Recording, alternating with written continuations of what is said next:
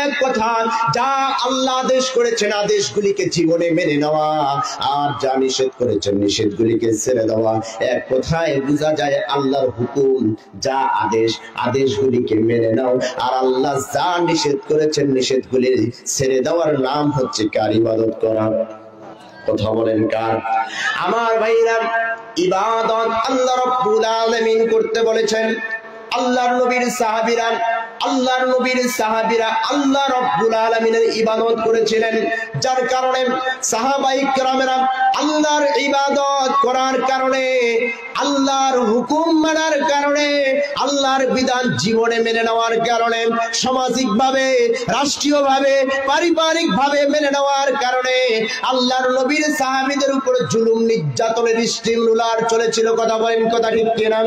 আমার ভাইরা, তাদের মধ্য থেকে একজন সাহাবীর ইতিহাস আমি আপনাদের সামনে তুলে ধরতে চাই।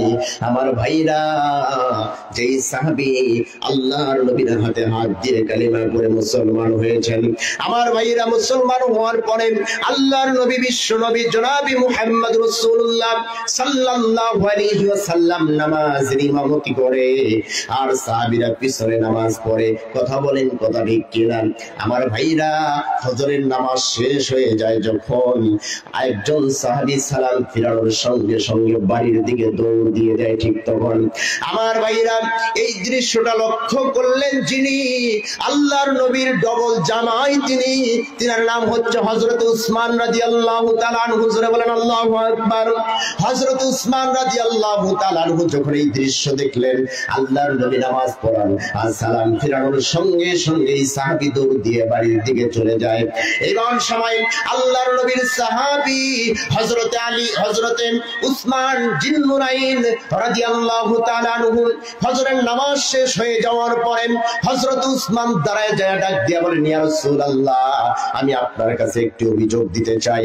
আল্লাহর নবী, বিশ্ব নবী সাল্লাল্লাহু আলাইহি ওয়াসাল্লাম ডাক দিয়ে বলেন, উসমান, কি অভিযোগ দিতে চাও? তাড়াতাড়ি আমার কাছে অভিযোগটা দিয়ে দাও। আল্লাহর নবীর সাহাবী হযরত উসমান ডাক দিয়ে বলেন, ইয়া রাসূলুল্লাহ, আপনার একজন সাহাবী আপনার পিছনে জিহাদের ময়দানে যায়, আপনার পিছনে সালাত আদায় করে, আমি লক্ষ্য করে দেখেছি ফজরের নামাজের সালাম ফিরানো শেষ হয়ে যায় যখন, আপনার ওই সাহাবী দৌড় দিয়ে বাড়ির দিকে রওনা দেয়। ঠিক তখন আমি ওই সাহাবীর বিরুদ্ধে আপনার কাছে অভিযোগ দিলাম। আমি আপনার কাছে জানতে চাই, ওই সাহাবীর বাড়ির প্রতি এত কিসের মহব্বত, এত কিসের মায়া? আপনি তাড়াতাড়ি আমার বিচার করে দেন। আল্লাহর নবীর কাছে অভিযোগ দেওয়ার পরে আল্লাহর নবী হযরত উসমানকে ডাক দিয়ে বলে, উসমান, বসে যাও, বসে যাও, দেখি আগামী কালকে ওই সাহাবী ওই কাজটা করে নাকি। দ্বিতীয় দিনের দিন আবার হযরত উসমান দাঁড়ায় গেলেন, দাঁড়ায় ডাক দিয়ে বলেন, ইয়া রাসূলুল্লাহ, ইয়া নবী আল্লাহ, ওগো নবীজি, আজকে ওই সাহাবী বাড়ির দিকে চলে গেছেন। আল্লাহর নবী আবার ডাক দিয়ে বলেন, উসমান, বসে যাও, দেখি তৃতীয় দিনের দিন আবার ওই কাজ করে নাকি। আল্লাহর নবী যখন উসমানকে আবার বসায় দিলেন, তৃতীয় দিনের দিন ফজরের নামাজের সালাম ফিরানোর পরে আবার লক্ষ্য করে দেখে ওই সাহাবী বাড়ির দিকে দৌড়ানো শুরু করেছে। জোরে বলেন আল্লাহু আকবার। আমার ভাইরা, নামাজ শেষ হয়ে যাওয়ার পরে, কথা শেষ হয়ে যাওয়ার পরে হযরতে আলী, হযরত উসমান রাদিয়াল্লাহু তাআলা আনহু আবার নবীজিকে লক্ষ্য করে ডাক দিয়ে বলে, ইয়া রাসূলুল্লাহ, আমি এবার লক্ষ্য করে দেখেছি আপনার ওই সাহাবী আবার বাড়ির দিকে দৌড় দিয়ে চলে গিয়েছে। আল্লাহর নবী এবার ডাক দিয়ে বলেন, ও আমার সাহাবীরা, যে সাহাবী প্রত্যেক দিন সালাম ফেরানোর সঙ্গে সঙ্গে বাড়িতে দৌড় দিয়ে চলে যায়, আমি নবীজি ওই সাহাবীর বাড়িতে যেতে চাই, তোমরা কি আমার সাথে কেউ যাবে নাকি? আচ্ছা বলেন, দুনিয়ার কোন এমপি মন্ত্রী, বিগত দিন আমরা লক্ষ্য করে দেখেছি, কোন চেয়ারম্যান যদি বলে আমি অমুক জায়গায় যেতে চাই, তার কর্মীরা কি না যেতে পারে? কথা বলে না। যেখানে যার জন্য আল্লাহ আসমান সৃষ্টি করেছেন, যে নবীর জন্য জমিন সৃষ্টি করেছেন, যে নবীর জন্য সব কিছু সৃষ্টি করলেন, সাহাবীরা কোরআন পেলেন, সেই নবী যদি বলে সাহাবীরা আমি যাব, তোমরা যাবে নাকি?